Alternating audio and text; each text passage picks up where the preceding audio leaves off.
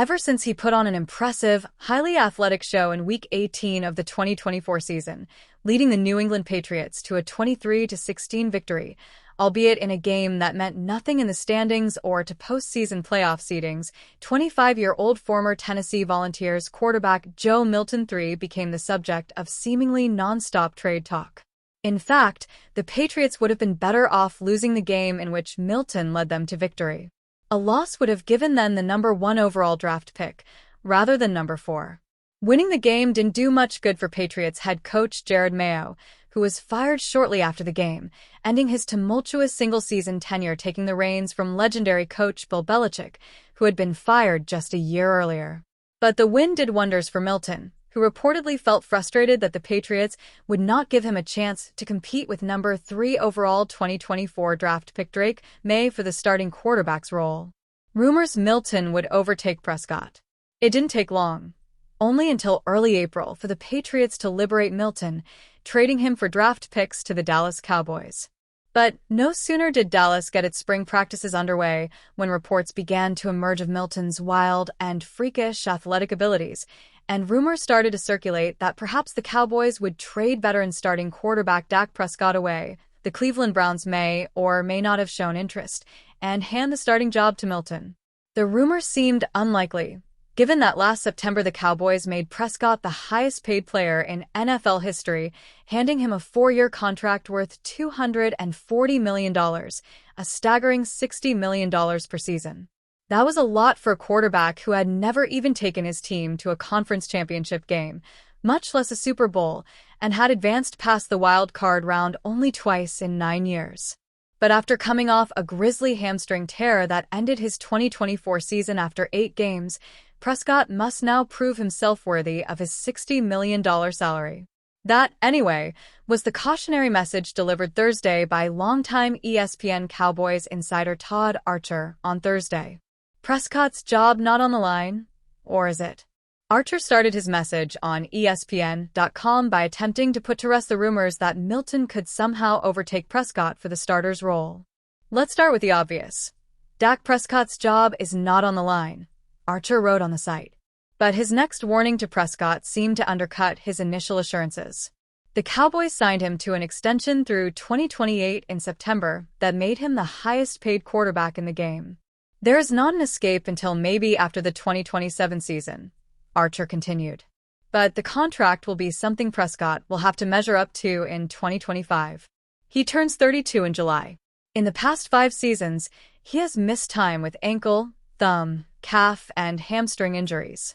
While Milton has had nothing but glowing things to say about Prescott, at least in public, his erratic but eye-catching showing at Cowboys minicamp only served to perpetuate speculation that at some point, the Cowboys would transition out of the Prescott era. The Joe Milton experience was back today, wrote DallasCowboys.com reporter Tommy Yarish, following a June 11th minicamp practice.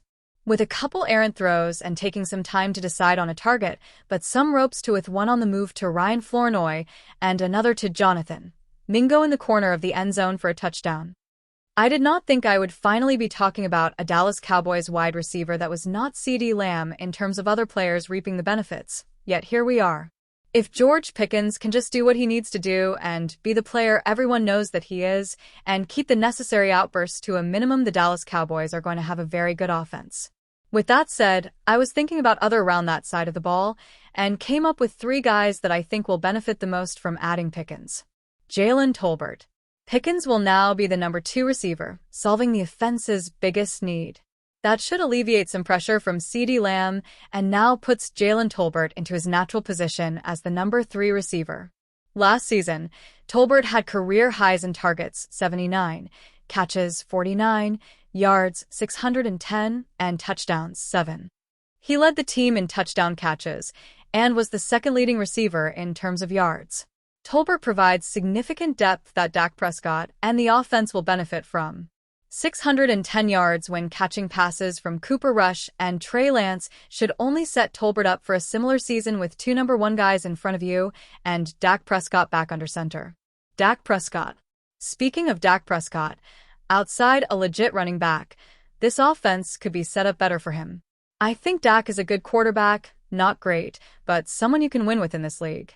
We have seen Lamar Jackson, 3-5 in the playoffs, a two-time MVP, get outplayed by Ryan Tannehill in the playoffs. It happens. Dak has the best chance he is going to get. The only thing that bothers me is the fact that first-year head coach Brian Schottenheimer is going to be the head coach and call the plays. I think he should focus on just being the head man, but what do I know? Heck, what does Jerry Jones know since he keeps doing this stuff? Time is now for your Dak. Jake Ferguson. Jake Ferguson should have his best year as a pro with both Pickens and Lamb on the outside. Ferguson had a breakout season in 2023, catching 71 passes for 761 as the starting tight end in Dallas. A Week 1 knee injury in 2024 caused him to miss 3 starts, and he never quite looked the same all season. He finished last year without scoring a touchdown and totaled just 494 yards on 86 targets. Ferguson should get a lot of good looks this season, and trust me, I will probably draft him as my fantasy tight end this season because of it. While the Dallas Cowboys appear to be fully committed to a Super Bowl berth this season, one media outlet believes the team will soon begin planning for the long-term future. DeLeon predicted the Dallas Cowboys would draft Penn State quarterback Drew ALLAR in the first round of the 2026 NFL Draft, which he called a home run pick. Drew ALLAR is deservedly projected as an early first-round pick due to his stocky frame and powerful arm, DeLeon wrote. I don't have as much confidence in ALLAR due to the inconsistencies with his touch, timing, and decision-making. If he slides, it would be a blow to the Dallas Cowboys, who need a talented player to mold into the QB. NFL.com analyst Daniel Jeremiah suggested ALLAR could become a solid starter in the NFL, comparing him to Joe Flacco. He reminds me of, my first thought was Kerry Collins, who also spent his college career at Penn State before spending 17 seasons in the NFL, Jeremiah wrote. They're both big passers with strong arms and similar athleticism. However, the more I thought about it, the more ALLAR reminded me of Joe Flacco. Jeremiah noted that both ALLAR and Flacco make passing look so easy and, when given some space, can pick up yards on the ground. Neither is very sudden or dynamic, but they find ways to occasionally extend plays and make accurate throws on the move, he wrote. They both prefer to read up and down and are always on the lookout for throwing opportunities. While Rodgers hasn't made a final decision yet, he made it clear during an appearance on the Pat McAfee show that the 2025 season would be his last in the NFL. I played 20 years, damn it. It's been a long journey, Rodgers said, via ESPN. I really enjoyed it, and there's no better place to end it than with one of the NFL's premier franchises, with Mike Tomlin and a great leadership group and great guys in town who expect you to win. The Steelers made a big investment in Rodgers, allowing Russell Wilson and Justin Fields to leave as free agents after the duo combined to lead the team to a 10-7 record and a playoff berth in 2024. Rodgers waited several weeks before making his decision official, signing with the Steelers before the start of mandatory minicamp. Rodgers is looking to move on from a tumultuous tenure with the New York Jets, which began with an injury that ended his first campaign of the 2023 NFL season and ended with a disappointing 2024 season in which the Jets fired their head coach and general manager midseason.